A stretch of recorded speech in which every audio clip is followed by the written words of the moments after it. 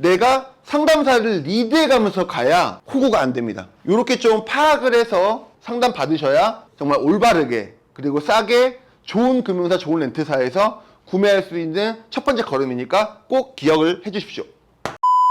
안녕하세요, 카카의 용선생입니다. 제가 저번 시간에 신차를 구매할 때 이제 어떤 사항들을 좀 짚어봐야 되는지 제가 좀 러프하게 좀 말씀을 드렸고, 이제 오늘 그거를 조목조목 총 6차례에 걸쳐서 좀 짚어드릴 거예요. 첫 번째 뭐라 그랬죠? 본인 명의를 잘 확인해라. 이거는 되게 중요한 거예요. 너무 중요한 거예요. 왜냐? 차를 구매한다는 거는 우리가 이제 백화점 가서 이제 뭐 물건 사듯이 내가 돈을 주고 물건을 구매해 오는 거니까 취득을 하는 거거든요. 백화점에서 물건 사는 거야 사실 뭐 금액대가 여러 가지가 있겠지만은 그래도 차량은 조금 느낌이 다르잖아요. 자동차 같은 경우는 취득을 하면서 뭐 세금을 내야 되는 취등록세도 있고, 뭐 장기 렌트 같은 경우는 또 그런 게 견적이 포함됐기 때문에 안 들어가고, 이제 보통 우리가 이제 이 명의라고 하면은 우리가 예전에 우리 각하 때 영상 때도 말씀을 드렸지만은 총 보통 4가지 경우가 있습니다. 첫 번째 프리랜서가 있고, 그 다음에 직장인이 있어요. 근데 이 프리랜서도 여기 또 들어가겠죠? 4대 보험이 안 되는 것들을 보통 이제 프리랜서라고도 하니까 우리는 이제 이거를 직장인을 이 4대 보험 적용자들 구분을 하고, 그 다음에 개인 사업자, 그 다음에 법인 사업자 요렇게 있죠. 그래서 저도 SNS를 하니까 광고들이 많이 나와요. 가장 눈에 띄는 단어들은 뭐 사업자들을 겨냥한 뭐 무조건 비용 처리. 비용 처리는 다 돼요. 할부도 되고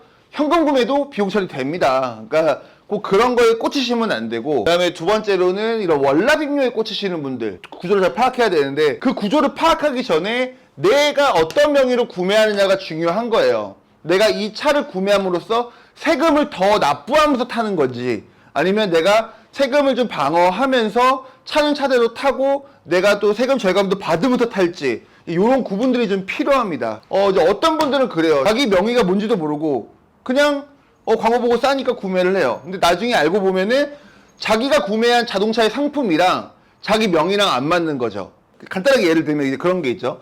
개인 사업자인데 매출이 많아. 나라에서는 이 사람 매출이 많으니까 세금을 많이 부과하겠죠. 세금을 줄이기 위해서 우리가 경비 처리라는 걸 하는데, 그게 보통 현금 영수증, 뭐 전자세금 계산서 같은 것들이 있어요. 특히나 이 자동차를 구매할 때는 영수증이라는 걸 받고 그걸 통해서 이제 비용 처리를 하는 건데, 명의에 잘 맞게 구매를 해야 자신의 세금 및 비용 처리를 잘 받을 수가 있는 거예요. 보통 뭐 이제 이런 분들 같은 경우는 뭐 딜러분들도 있겠죠. 자동차 신차 딜러분들, 뭐 보험사 직원분들, 그 외에 프리랜서라는 직종군 자체가 엄청 넓어요. 사진 작가, 이분들도 프리랜서가 많습니다. 이런 분들이 자기가 뭐 소속된 혹은 위촉된 곳에서 어떻게 근무를 하고 있는지에 따라서도 자기의 지금 상태가 좀 달라요.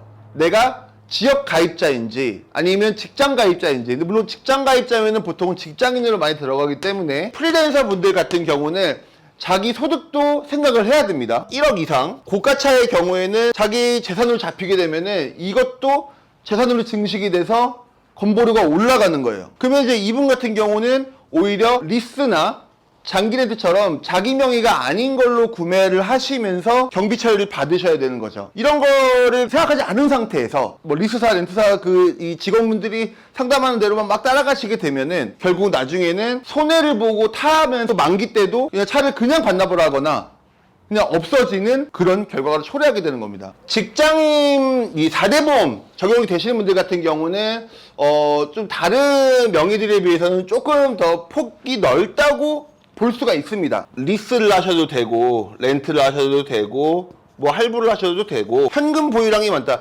제일 차량을 싸게 구매하는 건 사실 현금 구매죠. 이자가 안 붙으니까. 근데 예전에 말씀드렸듯이 이제 현금 구매할 때는 그 현금의 기회비용, 이 직장인분들 같은 경우에는 이제 요거를 결정하실 때 우리가 이따 두 번째 말할 보험료 생각을 좀 하셔야 되고, 4대 보험이 적용된 직장인분들은 조금 더 폭이 넓다고 볼 수 있습니다. 자기 소득 확인하셔야 되고 보험료 꼭 따져보셔야 되고. 자, 세 번째로 개인 사업자. 자, 개인 사업자분들은 자기 업력도 좀 따져야 되고, 이걸 지금 제가 왜 말씀드리냐, 그래야 싸게 할 수 있어요. 금리 조건이라든지, 여기 업계 말로는 컨디션이 좋은 금융사, 렌트사 선별하는데 중요한 내용이에요. 근데 뭐 무조건 업력이 오래됐다고 다 만사형통은 아니고, 업력이 오래되면서 사업장이 잘 돌아갔는지, 보통 매출이겠죠, 매출. 그건 이제 뭘로 판단하느냐? 부가세 증명원으로 판단을 하는 거예요. 그래서 내 명의를 확인할 때 내가 개인 사업자다. 그런데 만약에 예를 들어 2년 정도 운영을 했고 매출이 좀 많다. 자, 매출이 많으면은 이제 여러 가지 것들로 경비 처리를 해서 비용 처리를 받아야 돼요. 물론 직원 수가 많으면은 이 건강보험 자격증 확인서를 띄워보시면은 지역 가입자가 아니라 이제 회사 가입자, 뭐 직장 가입자로 나오신 분도 있겠지만은 이 개인 사업자이고 매출이 좀 많다. 근데 업력도 한 2년 이상이다. 그러면은 좋은 금융사의 리스사나 렌트사로 알아볼 수가 있다라는 거죠. 그래서 이런 것들을 상담사 혹은 뭐 이 카매니저들이 파악하기 전에 본인이 파악을 하고 있어야 돼요. 상담원에게 이끌리지 않고 상담사를 리드하면서 상담을 받으셔야 뭐 소위 말하는 호구가 안 되는 방법 중에 하나라고 보시면 됩니다. 또 한 가지, 업종 따져봐야 됩니다. 업종. 만약에 내가 예를 들어서 상용차를 할 거다. 혹은 승합차를 카니발 이런 거 있죠. 그런 게 취급이 안 되는 데도 있어요. 뭐 인테리어업이나 건설업 같은 경우는 특히나 카니발 같은 승합차 취급 안 되는 데들도 있기 때문에 꼭 확인해 보시고 상담을 받아 보시면 됩니다. 마지막으로 법인사업자. 법인사업자의 경우에도 업종 따지는 거 똑같고 업력 따지는 거 똑같아요. 그런데 여기서 추가로 볼 부분은 이 법인이 신생법인인지 2024년 5월에 설립을 했다. 그래도 신생법인이에요. 근데 이 신생법인 같은 경우는 규제들이 조금 강화돼가지고 차량 구입하실 때 좀 심사가 타이트합니다. 업력도 체크를 해보시고 자기 업종 체크 꼭 해보시고 그 다음에 매출, 무조건 매출 따져야겠죠. 1년이 지났으면 재무제표가 나오잖아요. 당기순이익, 금융사에서 보는 게 뭐 여러 가지가 있겠지만 특히 당기순이익도 중점으로 보긴 합니다. 차량 상담이라는 게 그래요. 막 듣다 보면은 내가 그 상담사한테 끌려가거든요. 근데 그렇게 하는 게 아니라 내가 상담사를 리드해 가면서 가야 호구가 안 됩니다. 이렇게 좀 파악을 해서 상담 받으셔야 정말 올바르게 그리고 싸게 좋은 금융사, 좋은 렌트사에서 구매할 수 있는 첫 번째 걸음이니까 꼭 기억을 해 주십시오.